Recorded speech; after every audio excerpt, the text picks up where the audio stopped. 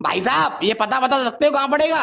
लाओ दिखाओ। अभी ये क्या दिख रही है? ये देख। अच्छा ये तो यही पास में है। यहाँ से सीधे आना, आगे एक ताऊ धूप सेक रहे होंगे, उनके पैर छू के बाएं मुड़ जाना, आगे 2-3 बच्चे खेल रहे होंगे, उनके गाल सेकते हुए दाएं मुड़ जाना। लो पहुंच गए। पर भाई साहब इधर तो रास्ता ही नहीं है।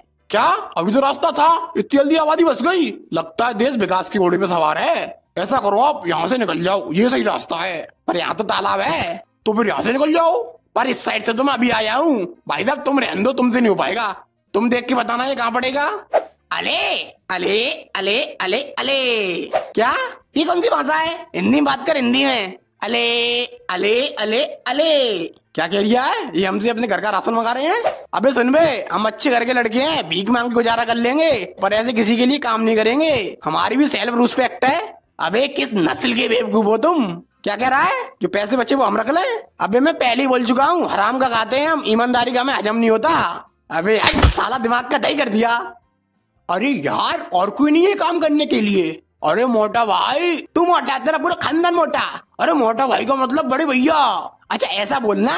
हाँ तो मोटा भाई वही बंदे हैं जो हमारा काम कर सकते हैं, पर वो लोग तो निहायती बेवकूफ हैं। हाँ तो हमें ऐसे लोग ही तो चाहिए जो हमसे कोई सवाल जवाब ना कर सके। हमें उन्हें बस इलेक्शन में खड़ा करना है, जीत तो हम अपने आप ही जाएंगे। क्योंकि मोटा भाई अभी तुम्हारी लहर चल रही है, और एक बार वो जीत गए तो सारी पावर और पैसा हमारे पास रहेगा। क्योंकि उन बेवकूफों को राजनीति के बारे में कुछ नहीं पता। चलो ठीक है उन्हें ले आओ। ठीक है मैं भी लेके आता हूँ उन्हें। अले अले अले अले। क्या मुंह में खाना लेगा? भूख लगी है? वो तो मेरे को भी लगी है। अभी रुक कुछ लेके आता हूँ। हेलो बहन जी 200 रुपए देना। 200? पर क्यों? क्या 500 दोगी? नहीं बहन जी 200 से ज्यादा नहीं लूंगा।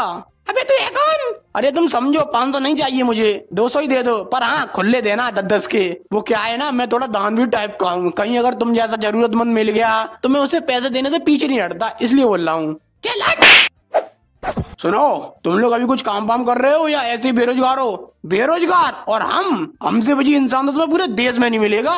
हम तो इतने बिजी हैं कि हमारे पास सांस लेने के लिए नाक तक नहीं है, वो भी हमने किसी और को दे रखी है, वो हमारे बदले सांस लेता है। अच्छा तो चलो कोई बात नहीं, वैसे मेरे पास तुम्हारे लिए काम था, अच्छा खासा पैसा भी देता, पर तुम तो बिजी हो। अरे कौन बोला कि हम बिजी हैं? हम तो खानदानी बेरोजगार हैं। खानदानी बेरोजगार? ये क्या होता है? अरे हम बेरोजगार, हमारे बाप दादा बेरोजगार, उनके बाप दादा बेरोजगार, हमारी पिछली 7 पुश्तें बेरोजगार। तुमने वो कहावत सुनी होगी, जंगल में मोर नाचा किसने देखा? हमने देखा, क्योंकि हम पे कोई काम ही नहीं है, यही सब देखते रहते हैं। पर तू तो अंधा है, तू कैसे देख सकता है मोर नाचा कि नहीं? अरे इसने बताया कि मोर नाच रहा है, पर ये तो गूंगा है, ये कैसे बता सकता है? अरे इसने सुनी उसके नाचने की आवाज, पर ये तो बहरा है, ये कैसे सुन सकता है? अरे तुम काम बताओ, काम क्या है? ये सब छोड़ो। काम ये है कि तुम्हें इलेक्शन में खड़ा होना है। क्या सर, तुमने मेरे बचपन का सपना पूरा कर दिया। मैंने बचपन से एक ही सपना देखा है कि मैं इलेक्शन में खड़ा हो सकूं और इस देश को अंधकार से बाहर ला सकूं। अबे तू पूरा दूर से बात कर। और सुनो, जब तुम स्टेज पे हो तो वहाँ बकलोली बिल्कुल मत करना।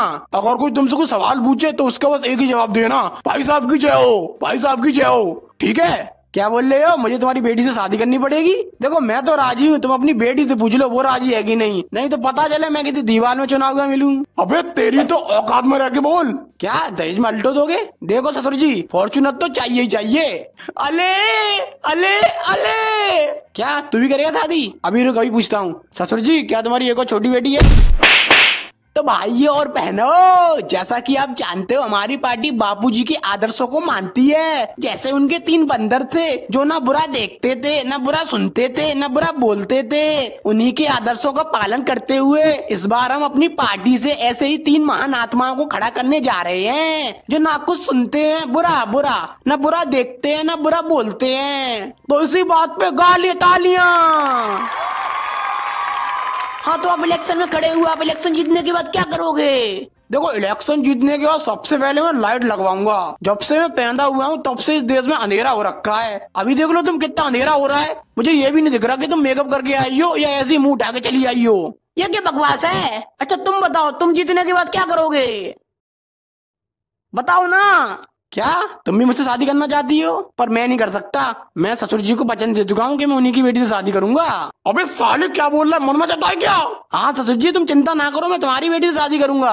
अले अले अले। क्या तू इससे शादी करना चाहता है? साले दल बदलू, मैंने ससुर जी की छोटी बेटी से तेरी शादी तय की थी और तू यहाँ मुंह मार रहा है। ससुर जी क्या सोचेंगे मेरे बारे में? तेरी जात का पैदा मारू इलेक्शन के बाहर में, पहले तुझे देखूं। बहन जी देखो, माना कि तुम्हारी शकल चमगादड़ जैसी है, पर फिर भी मैं तुमसे शादी कर सकता हूँ, बताओ फिर। तो गाइस कैसी लगी वीडियो अच्छी लगी हो तो प्लीज वीडियो को लाइक कर देना, चैनल को सब्सक्राइब कर लेना और इस वीडियो को ज्यादा से ज्यादा लोगों के पास शेयर करना और अपना ओपिनियन कमेंट बॉक्स में बताओ। ठीक है, बाय, जल्दी मिलते हैं।